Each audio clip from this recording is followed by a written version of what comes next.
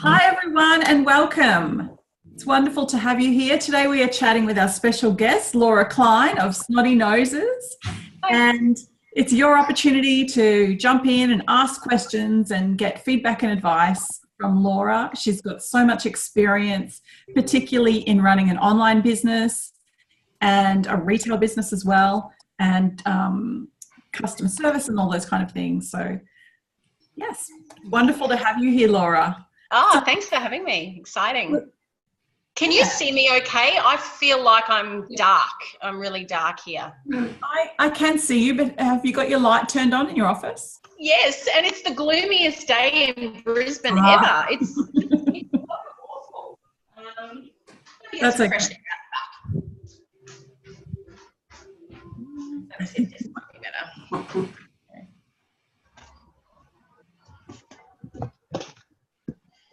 That looks a bit better. Fabulous. Fabulous. So the format we're going to go with today is each person will get a chance to ask a question. And I'd like you to introduce yourself and tell Laura a bit about who you are and what you do and your business. And I'd like you to say what I'm hearing is and what I'm curious about is. So we'll structure our questions that way. So I'd love to begin. Laura, I'm hearing that you specialise in online retail. What I'm curious about is how you've grown your business from an idea into a thriving and successful business. Sure. Oh, how long's a piece of string? Oh my gosh, what a question. My first response would be is that it does not happen overnight. For me, it hasn't, and for so many others, it is a tough slog, particularly in those first couple of years. I'm coming up to my fifth anniversary in July this year, 5 years in business. And when I started my business, I was on leave from school teaching. I had ones at home. I had an idea based on an amazing product that I had used as a mum, which was the battery-powered snot sucker. And I thought, wow, every family in Australia needs one of these. So I guess that number one goal is to have a product that you not only believe in, but has legs in the market. It's going to work and people want to buy it. But I started off with no grand ideas of this being my full-time job or this being something I could actually earn a decent income from. So because of that, there was no pressure, if that makes sense. Mm-hmm. I just started almost as a hobby. I'm going to do this on the side. I can probably sell one, then I can sell 4, then I can sell 10 a week, then I can sell, and it just gained momentum from there. I look back at the first Facebook ad I ever created. I looked back at the first flyer I ever created for my business. They weren't perfect. They weren't professional. That was just me starting out on my journey. So it takes time. It takes failures. It takes feedback. It takes looking at things with fresh eyes. It takes time. I didn't have a lot of time in those early days. I was wrapping orders whilst making Vegemite sandwiches for my toddlers. It was that professional.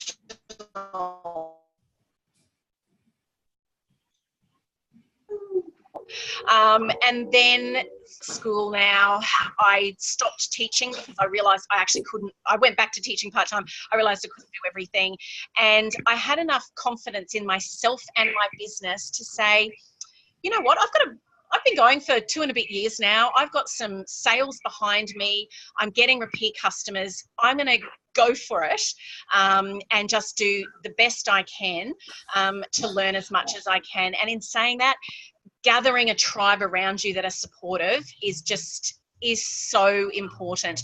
I don't know everything. I'm not a business expert. I'm a trained school teacher and a mum and a few other things as well. So reaching out to people who've done it before you was just so valuable. And I'll give a shout out to Catherine Langman, who's part of this group as well. I came across her probably through this group, and and then I just started I signed up to her email list, which is what she wanted me to do. But because of that, I was reading her content. It made sense in the context of my business. I could understand how important it was as an online business, an online product-based business. So I don't know what businesses the other Oz mums are in. It's either service-based or business product-based. But Catherine Langman just guided me through baby steps, slowly, to systems in place which automated my business. And as soon as you start automating things, you have more time to grow your business. So have I even answered the question? I've just waffled crazily there. That's awesome. You gave a whole heap of great information, and I'm pretty excited to say that we've got Catherine Langman coming up as the teacher for both Ignite and Accelerate, and it's either next month or the month after. I think it's next month in June. Yep. So you'll all get to meet Kath and learn about the systems and automation and all of that. Yeah. And it's scary at first, it's, how do I automate an email? What am I going to write? Who actually even wants to hear from me? Aren't my emails going to bug people? No, they won't. It allows your tribe to get to know who you are. And of course, you're not so much selling a product. I mean, I am selling a product, but I'm selling the story behind that product. I'm selling the transformation. If you have a sick baby that can't breathe and can't sleep because their nose is so blocked up, then using my product will get you to a happier place for both you and your baby. So it's about creating a story around whatever product or whatever service you offer. No one likes to be sold to, and people don't buy from big companies, and they don't just buy a product widget. They buy from a person who is real and has experience at using this product and can demonstrate how it can make your life better. Product, no matter what the service. And Kath is an expert at that. The people in her group have, a lot of us have that mother-baby target audience. A lot of us do, but not everybody. And it doesn't matter who your target audience is, as long as you know who your target audience is. You have to know who they are. And one of my favourite sayings, which is not from Kath, but another business person that I listen to, is you can niche right down in your business to find your ideal customer. Because a niche market it might only be an inch wide, but it's a mile long. So never be afraid to really narrow down who your target customer is. Don't worry about everyone else. Just focus on them and how your product can solve their problem, make their life better, and tell it in a fun way, not in a salesy, buy my product now, it's 20% off, that sort of way. Just be authentic to your customer base. And if they really are your ideal customers, they will want to hear from you. They will want to join your Facebook tribe and your Instagram page, and they will want to see photos of you, using the product, doing your work in your business, because you are real. Fantastic. All right, who would like to jump in with a question for Laura? Lauren? Lauren? Okay, good. I don't essentially have a question for Laura, but I suppose my feedback to what you have just said is exactly the way that I'm trying to think about selling products. My husband and I have a laser cutting business. We predominantly sell products to brides for weddings, so signage and cake toppers and that type of thing. We're just starting to tap into corporate. I'm getting corporate people wanting signage for their business, external, like outside their business. And we're building exponentially. It's just getting bigger and bigger, and we're getting lots of inquiries. I'm doing wedding expos, and that's how I sell my products, in that it's not, I want you to buy this sign because this sign's really cool. It's this is what I have. This is why I made it. This is how I've made it, and it would look really nice at your wedding. But I don't do sales. No. our products, people buy our products, and that's a bonus.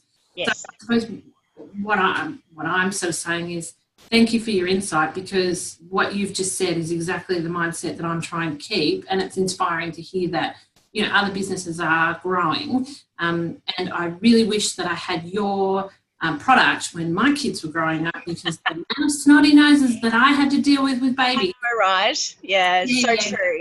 Yeah, so it was refreshing what you're saying. So thank you, Laura. Oh, that's great, Lauren. Congratulations on your success. And the great thing about both your industry and my industry is that we're not going to run out of babies anytime soon.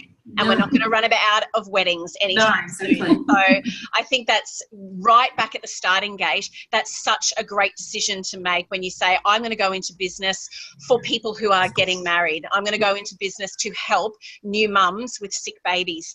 Our customer base is never running out if we are offering a quality product and great service. If we have a terrible product that doesn't do what it says, and we don't follow up with our customers, and they just buy from us, and then we never hear from them, we never contact them again, no, we probably won't grow our business. But you've started so well in identifying a need in a particular market, and now I think you can just, you know, laser focus on that. I would imagine one of your key points would be word of mouth. So someone who's had a great experience with you and you made a beautiful sign for their wedding, they're gonna tell 1,000 other, 100 other people.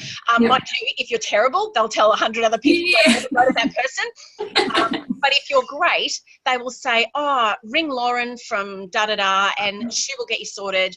You know, they have such great communication, follow up, all the rest of it. Are you Australia-wide or international, or just in a local town? Well, we started out just trying to service Launceston. So I'm in Tassie, and but over the last probably 2 or 3 months, I'm now exporting to New South Wales. I've got stuff going to Darwin. I've got stuff going to Perth. Like it's phenomenal. Like it's just exploded. That's so great. And do you know how are those new customers finding you? Is it word of mouth? Is it Facebook advertising? Is it email?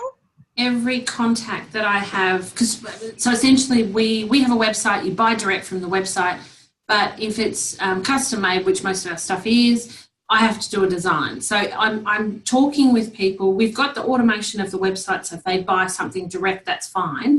But if I have to custom design, then I've got that conversation going. And 9 times out of 10, whether they're on email, on the phone, or whether they're standing at my front doorstep picking up their piece, the last thing that I say is, how did you find us? 9 times out of 10, interstate is hashtags through Instagram, which I've never, I've always seen Facebook as that's where we're generating. That's where I get the interest, I get the comments, I get the followers. But it's now transitioning that even though I'm not getting the comments and the followers as such on Instagram, the ones that are there or the ones that are following the hashtags, they're the ones that are actually generating, the conversion is there, which I'd never actually seen before. So it's word of mouth, it's a little bit of Instagram, Facebook is massive, and we're also just getting direct straight through Google and straight to the website. So it's across the board. Oh, congratulations. That's excellent.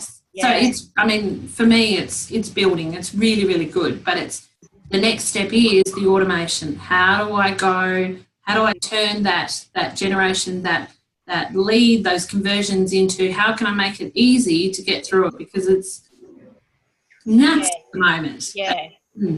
Would you say 90% of your customers are planning for a wedding?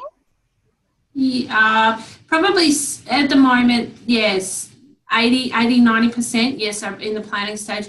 And then it's very seasonal for us because it's wedding season. As soon as wedding season hits, so October to March this year, that's just gone, it was, because it's oh no, my wedding's in 2 weeks, I need oh no, we're getting married, I need a cake topper. It is. They want it now.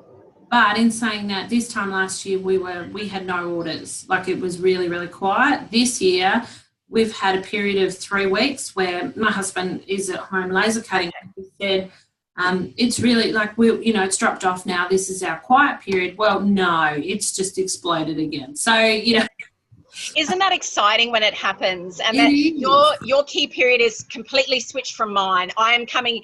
The 1st of June is hitting on Friday, which Yeah. is cold and flu season. No. And I read in the paper, worst flu season ever, and I go, yes, fantastic, bring it on. As long as it's not me or my kids getting the flu, everybody else in Australia can have the flu and get a snotty and get a aroma bloom vaporizer going in their house. So winter, we are coming into peak.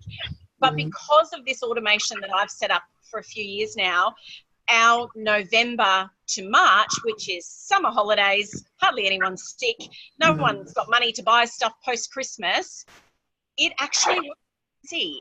That's that keeps on giving when you've got automation. Yeah. I was going to say, one of the challenges for your business, Lauren, must be that people buy their beautiful laser cut sign or cake topper for a wedding, but they only have one wedding. So Yes. are they coming back? Are they repeat customers? Because repeat customers that's where you make your money. For me, someone buys something one product, but we've got, as well as the battery pads, not sucker, we've got 20 plus other complementary type products. So once we make that first sale, that costs us a little bit of money because you've got to take it always costs money to get your customer. Once you've got them, it's much easier to sell follow-up products to them down the track. So that was a key part of our business plan was, why would they need us a second time? Why would they come back to us a third time? So that's been really helpful. Is that a challenge for you? Will I ever see this person again? Will they ever want to buy from me again? I've had a small number, so probably, 2 to 3% come back. As in, I've had one bride, she came back with an idea. Because we're not just... a lot of businesses, this is, what's on the shelf, this is what we've got. The good thing about our business is we can make anything, really. And that's what I say to people. You've got your sign for your wedding, but this particular woman came back and she wanted a Scrabble, for her wall in her lounge room, and it was a Scrabble with her children's names. Yeah. Like that kind of layout. Yeah. So those comes, but it's their initiative to come back to me.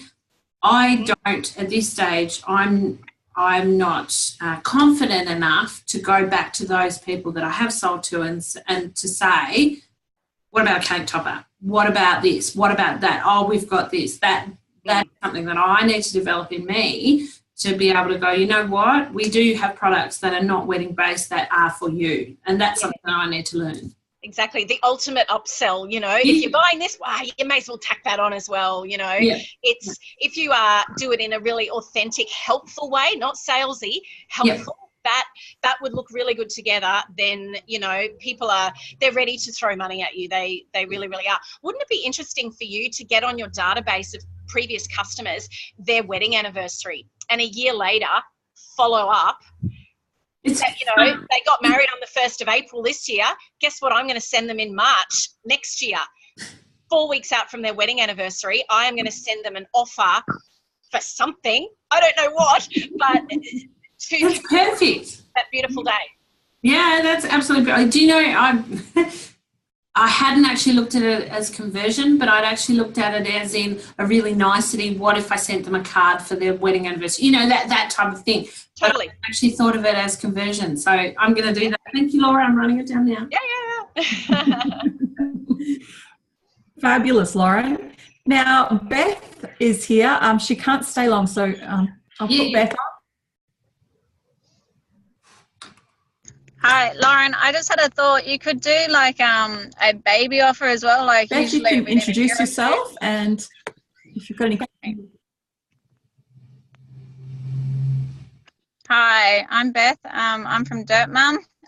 Lauren, quickly, like, what about when people, after they get married, generally a baby first comes marriage, then comes carriage, that kind of style as well. Like, you could offer first birthday parties and stuff like that. Like, everyone is looking for something unique for the first birthday. Oh, so, yeah. Yes. And money is no object. I am finding that first birthday. Oh my goodness, it's up there with the gender reveal party for the baby. Yeah, that comes first. That's right. Huge. You can make a pink sign or a blue sign for the gender reveal, and then follow up with the first birthday. It's wonderful. They'll be Thank you, scrambling to get your No stuff. worries. Yeah. Thank you. So just click your fingers. It'll happen like that. No problem. I admit I had a meeting this morning with a friend who's a VA. She's in the Women's Business Tribe. And I said to her, I'm having a little bit of trouble with the assignment. I've worked in sales before. I worked at, and they were so pushy. And I hate the idea of being a pushy salesperson. For me, my business is sustainable living and kitchen garden education. I don't need to go out. I haven't started yet. I'm still working up to it. However, I have a lot of people interested, but I'm not the pushy type. My, I guess, service is, if they come to me, they'll find me. On Facebook, I have a following now. I'm not out there to go looking for business. It keeps finding me, unfortunately, at the moment. I don't have time for it. But that's good, because I've said to them, as soon as I finish in 6 months, you're the first on the list. And I'm up to now number 6 or something of designs. So that's good. But I guess my question is, how do I promote my service, which is doing garden designs, edible, productive and sustainable garden designs in schools, preschools. I had a suggestion this morning for retirement and community villages as well. Mm-hmm. How do I sell myself in that situation as a service for the community, not a I'm out for profit kind of, if I'm looking more for the not-for-profit community giving back side of it, mm-hmm. How do I sell my service that way? Well, you have to be, the way you run your business and the way you offer your services. So I haven't said sell, just the way you offer your services has to be authentic to your personality. And we all have different personalities. So some of us are, more, animated out there, whatever, and we'll go hard on that. And others of us are not. And you have to, your connection with your potential customer has to be authentically what you are. So reaching out to the childcare or the schools and the preschools is a great way. You still have to, it's still a business though, so you still have to be aware of what you need to charge for your services to make it worthwhile. An incredible community service. So is it just a localized area, I'm imagining, just within your community? Or are you looking to go outside your... I am aiming for local. However, I was offered to, in the future to go further and beyond and in the city. And I'm like, you know what, I'm not quite sure. I don't mind doing the occasional workshop a couple of times a year, but I am local. I want to be a local mum. I want to be involved in my kids' school and preschool, which is what I do at the moment. I volunteer at them. But doing local, garden designs for the families of the school is my main, they're my ideal target. They're my ideal customers is mums like me who would like to do more. The school, my home, they're all examples of my work, which is why I'm putting so much effort into them now, because that is an example of what I can do and how to help them. So it's actually just on my anniversary of starting volunteering and the anniversary of my idea of Dirt Mum. So I've just celebrated. I love the name. I love the name Dirt Mum. When you first said that, I'm like, oh, wow. What does that mean? What is that business? But I mean, step one, you've got a really cool business name. It says something about what you do, and I love that. Yeah. What town are you in? I'm in the Blue Mountains in Blaxland. Yeah, so, okay. Yeah. All right. Beautiful little mountain community. Yep, okay. Yeah. So that's where you're, nice. So in that instance, you're potentially different to Lauren and different to myself in that I'm a product-based business, online only, selling to the whole of Australia. So that has one, there's ways to get your message out to your ideal customer that's all over Australia. You are very different because you are a service-based business and you're very local to the Blue Mountains area. So is it going to be something like doing up an amazing little flyer? I mean, old school flyers still that Yeah, sort of they marketing still work. legs. It really Yep. does, Yeah. especially if you're targeting that local area. For me, it would never work. Oh my God, I'd have to print a million of those things, and it's just not the way for my business. My marketing is digital to the whole of Australia, targeted to mums, and it works. But for you, why not? You know, do you know, a set of flyers and do a drop off to, you know, to preschools. Have something in there as you know, a little hook for them to give you a call or learn more about you. You know, come and see our, you know, come and watch my new video on Facebook, talking about the top 5 easy grow veggies for children. Yep. That's a little bit of knowledge that you've got that you're prepared to give away to them, so they come and investigate you further or something like that. But it starts with a simple little flyer, and I think it would be worth paying the money to get a graphic designer to design that for you, so it instantly looks professional but still warm and friendly and community based, and it's all about education. So is that something if you're lucky enough to have a sister and a sister-in-law who are both graphic designers, it also helps. Boom, there you go. Pass that one over to them and say, you know, because a flyer says so much about your business. It's your first impression of the business. So, and from there, you want to put a link into your social. Do you have a Facebook page and an Instagram page? Yep. And a YouTube channel and everything ready for the future. I love it. Oh, YouTube's so fun. You know, and that's where people can, you know, find out more about you. And I mean, you know, the service you're offering is so personalized. I mean, it's such a big decision to have someone come in and redesign your whole garden. That's not just a $25 purchase, you know, for something that I might use. It's a huge decision to have them choose you. And you know, there'll be plenty of competitors out there. There will be, you know, full landscape designers and, you know, other gardeners in your community. What makes you the right choice for them? That's something that you need to communicate to them. Testimonials will be your best friend. Okay. Testimonials that you can put on your social channels, that you can put on your flyers. You know, 5 stars. Sorry, I've forgotten your name. Is it? Sorry, it's Beth. Beth. Sorry, Beth. You know, I'm just writing this down before I forget. And social media. Yep. Excellent. Yeah, but you know, testimonials to say, listen to what we needed and what we wanted for our garden, and translated that into, you know, something that we could never have dreamed of, you know.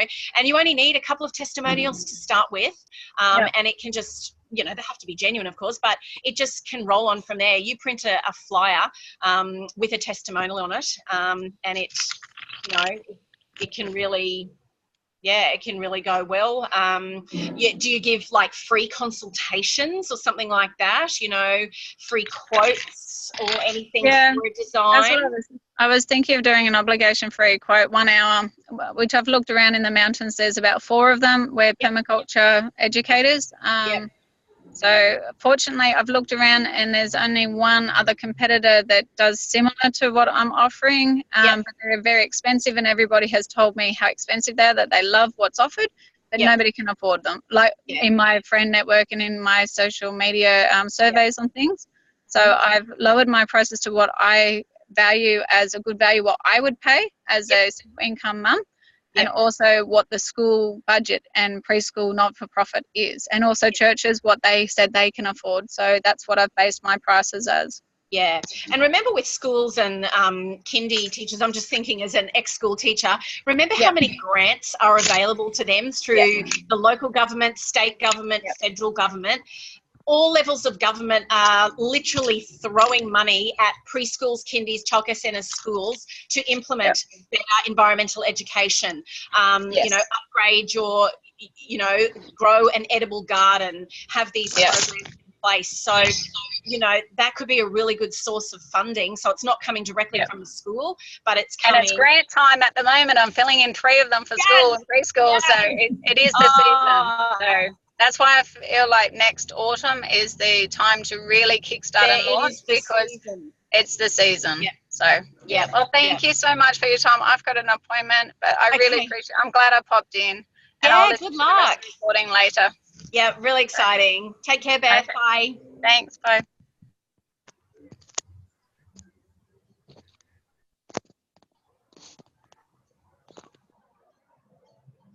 So many cool businesses. What was it? Dirt Mum? Is that what she was? Dirt Mum. Oh, so cool. Peace, you've just frozen a bit there and I can't hear anyone. Oh no, there you are. Okay, wonderful. Now it's I can hear you now. Yep. Stacey. Hi Laura, I'm Stacey. Hi, Stacey. I own a commercial cleaning company that recruits women from domestic violence and disadvantaged backgrounds. Yes. What I'm hearing from you is you have automated a number of processes in your business to free up your own time. What I'm curious about is, other than emails, what else have you been able to automate? For me, as a product-based business, I've been able to automate our dispatch and packing and customer notifications on a daily basis. So that side of it, you know, if we're getting between 50 and 100 orders a day or something like that, what used to take many, many, many hours to do is taking less because of the automation systems that we've got in place to collect the orders, print out the, you know, the order sheets of what people want, pack it, and get email, like tracking numbers sent in bulk, 200 at a time to customers on that particular day with one press of a button. 2 years ago, we were physically entering every tracking number into every email. So that sort of back-end process that plugs into my website, and they're all just different apps that you can get on Shopify or WooCommerce, or I'm on BigCommerce. All of that automates really well. Other things, like I was talking about testimonials just before, we use a review app called stamped.io, stamped.io, and it is automated completely. It plugs in 14 days after purchase, and a personalized email is triggered to the customer's inbox that says, hey Stacey, we are so thrilled that you shopped with us a few weeks ago. We know your product has arrived. Gosh, we'd love to know what you think. And just talking to these people authentically, and with that email, they don't need to click out to my website to fill in a review and press send. They do the review within the email. They just write in the body of the email, press send, and it automatically uploads to my website. So we are getting probably between 10 and 20 new reviews on products every single day, and I've got a review counter down the bottom of my website, so we've got about 1,300 now, and that happens completely automatically. I do not do a thing to reach out to people to ask for a review, because sometimes you feel nervous. I don't want to bug people again with another email. You know what? If they really liked your product, they're really too happy to tell other people. If they hated your product, well, they'll tell you to get stuffed or never email me again, or they'll unsubscribe. And if they do, oh, that's okay. That's cool, you know, no worries. But most people, if you deliver a good product and a good service, they're happy to give you a review. So that part is automated.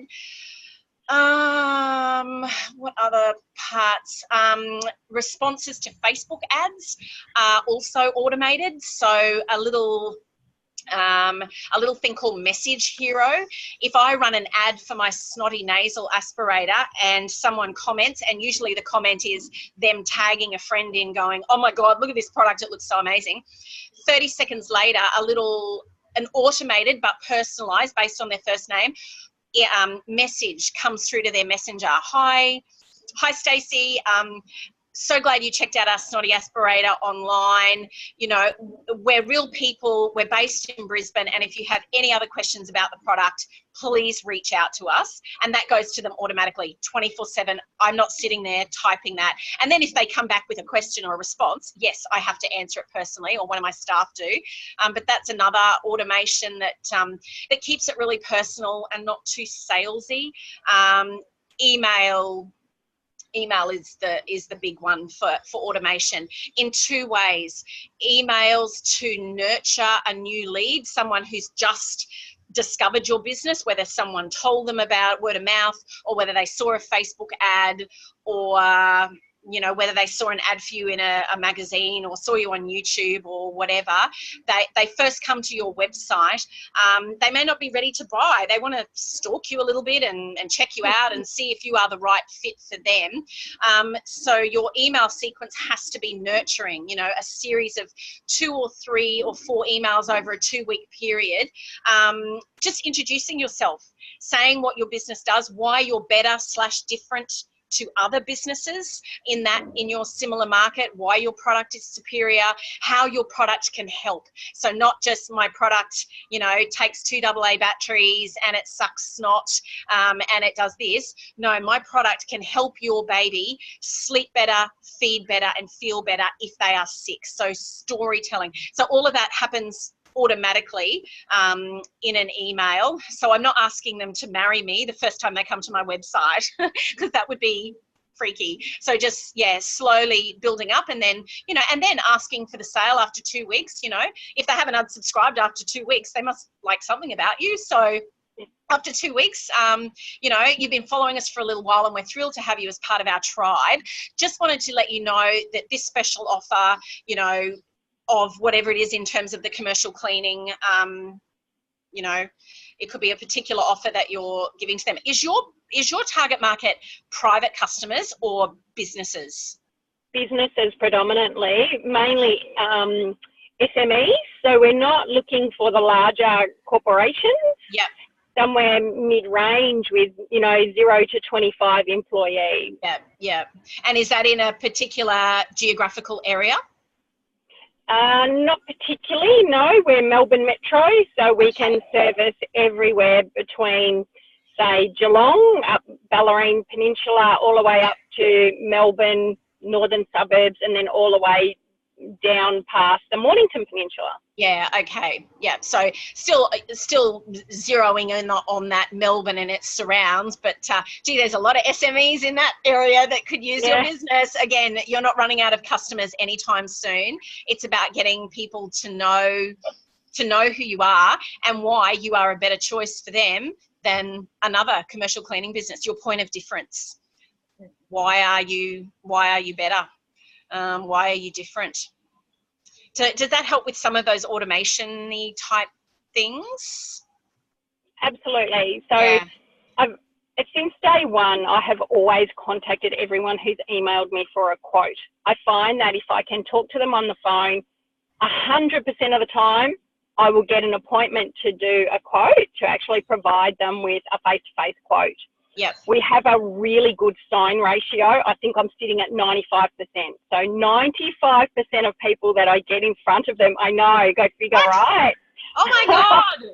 95%. I need to be getting advice from you. That's insane. That's amazing. Well done. We just keep it real. I find out what their problems are, why they're unhappy with their current cleaners, and we find a fix for that. And I don't promise them something that we can't deliver. I don't promise them the world and then under-deliver. We try to we deliver exactly what we promise, and then we try to go a little bit more, so that, you know, we audit quite regularly. So there's myself, and I'm training another team member to become an auditor. So we are regularly going out to our existing clients and we are auditing the space according to the cleaning specifications that we've agreed on. Yep. And where we can pick up little items and then send that area for improvement to the team member and say, hey, your clean's fantastic. You know, we're really happy with where you're at. I've found 3 areas for improvement, and they may not have been on the original cleaning specifications, but if we can tweak it so we can add it into the time frame, and we're actually giving them something more than what we agreed on, I think it creates a value for them, because at the end of the day, cleaning, everyone takes the price of cleaning off their bottom line, right? Because to them, it actually doesn't add a lot of value to their business. Yeah. This is their mindset. I'm trying to change this, because obviously if you go to work in an office and the office is dirty and the cleaning is crap, people are uncomfortable with being in that space, makes them unhappy, they don't want to be there, or they get disgruntled because they have to clean it themselves, and no one wants to do that, really. So at the moment, I'm writing a couple of articles. So the whole PR module has come at a really good time for me. I'm writing a couple of articles about the value of a cleaner, and it needs to start at the top down. So if you are only assigning a contract to a cleaning company based on their price, then you're putting a lot at risk, and you need to understand why you're doing that and why you're actually not valuing the cleaning company that's coming in. And I'm trying to get them to see that it should be part of their employee satisfaction program. Yes. That if their team members are happy, then their own business will grow. Yeah, exactly. It's a tough slog. Yeah, it is. And in terms of that automation, like what you were saying, that you are having to make every phone call to follow up an inquiry, and you are on the ground providing the quote. You know, I always think that is the greatest challenge of service-based businesses. You know, that initial legwork that I can automate via emails because I am a product-based business, you know, and I'm not sort of out there. That is a huge challenge for service-based businesses, and one probably that I don't have a great deal of experience in, but it sounds like you are doing amazing things, and I love those types of checklists, you know, that you do for PR or for emails, you know, the top 5 things, a cleaner workplace, how it can improve productivity, you know, little things like that is so valuable, because bosses don't think about that. They're just like, just clean it and get it done and let's get on with the important stuff, when in fact it is really, really important. Can I just add to that as well, Stacey? I love that that article idea of writing about how it makes for employee satisfaction, but I think also the whole brand, like the cleanliness and look and feel of your space is important to customers as well. It's hugely important. Yeah. So, I love it. You're actually adding value. Are your customers, are you cleaning offices or retail spaces or homes, or is it all 3? Predominantly homes and offices. So we were strictly domestic when we started. We're bloody brilliant at it. You know, my aim in the next 5 years is to be national, but I feel I have to get it right first. I need to get the automation right. I need to get the processes. I need to get the documents right, so that when we move into another state, that we have a really strong base. So Brisbane is actually, we did go into Perth. I had a real red hot go at Perth and got let down tremendously by someone I trusted quite well, but Brisbane is where I need to be at. But I need to get it right, not perfect, but I need to get it right before we move. Yeah, for sure. Yeah. That sounds good, because sometimes you don't realise how many of your ideal customers are just in your backyard. And I get asked this question all the time in terms of my business. Are you going to start selling internationally, Laura? And I actually say, no, actually I'm not. And that doesn't mean I'm not ambitious, because I am ambitious. But for me, I have enough customers in Australia to make my business profitable. There are 1,000 new babies being born every day in Australia. My target market is not running out anytime soon. So, never be afraid just to, grow is great, but perfect your own little neck of the woods and smash that is just as great to me as the beautiful Ausmumpreneurs who have expanded overseas. They've done brilliantly, but it doesn't translate for every business. It does for some, but not for all. So, it's great to have a goal to get into a new market, which may be Brisbane. And that's great, but you can't let your stress levels go through the roof, in order to achieve that, when potentially you could have just as much turnover in your little neck of the woods in Melbourne. Yeah. But I don't mean that to sound like a downer, but it's also practical, isn't it? Because as soon as you're in a different state, you can't be in two places at once. So you need to have the people on the ground in Brisbane. You had mentioned that there was a bit of a bad experience in Perth, and you get burnt with things that you try to do out when you're not there. And sometimes it works beautifully and other times it doesn't, and that's no fault of yours or anyone's. It just didn't work out. So I'd say, go for Brisbane, but there are so many customers within your little Melbourne geographical range that could double your revenue, triple your revenue in the next 3 years, and you still potentially feel like you can still manage that really well. I'm a bit of a realist, I think, too, in that I go, I have 3 boys who are 9, 13 and 16. I have 3 stepchildren who are 14, 16 and 19. I run a house of 8. You've got heaps to spare time. You can definitely go to Brisbane. Yeah, no worries.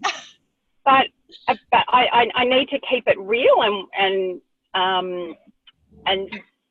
get to the grassroots, and that's why I asked you about the automation, because if I can automate a lot of it, and I look at what Peace and Katie are doing on all their Facebook pages. Like, I notice a lot of the links that come up asking us what we're up to on a regular basis. It's the same one, Monday, Tuesday, Wednesday, Thursday. They're all the same, and they're obviously automated. And do you know, Peace, this is how silly I can be. I used to think, holy shit, she's posting again. Like, how does Peace get all this time to do this? And I'm thinking, I can't even get one blog up there this week.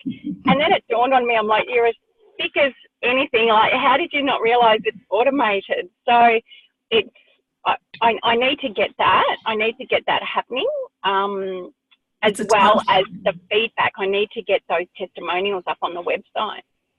Yeah, yep, definitely. And people, if you're not asking too much of people, and put them in the drawer for a free pot plant or something to their workplace if they leave a review. I've literally plucked that from the top of my head. But, a box of chockies, a little gift.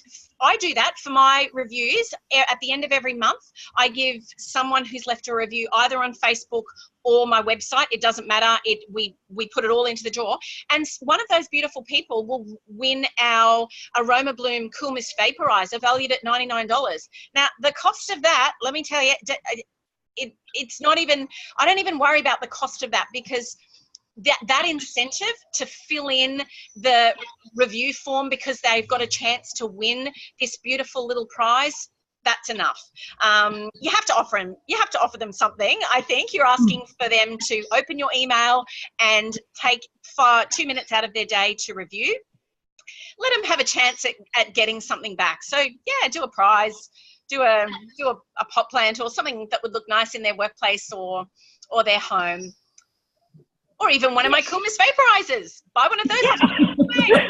I'm happy to collaborate. There's no problems with that. I sort of figure the more that we can do as women to support each other, the better.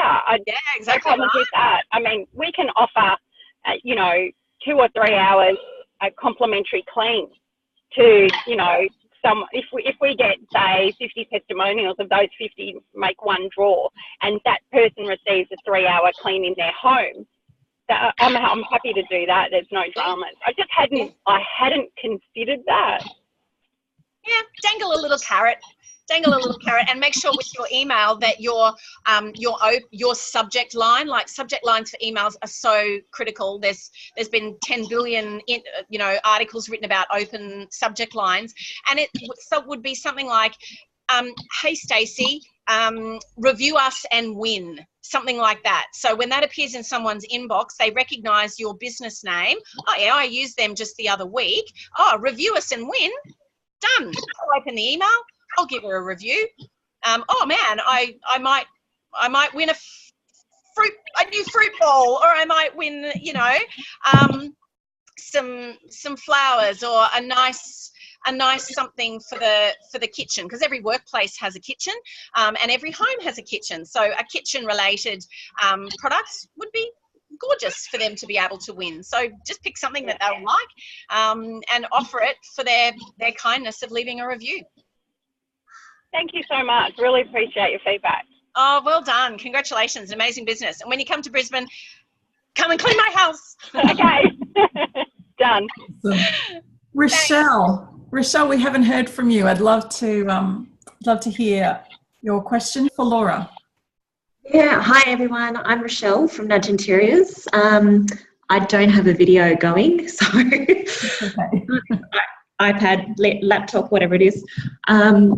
Actually, while Stacey's here, I just was thinking for her something that she could do, because to really sell her story, she mentioned that you support women who have gone through domestic violence and that sort of thing.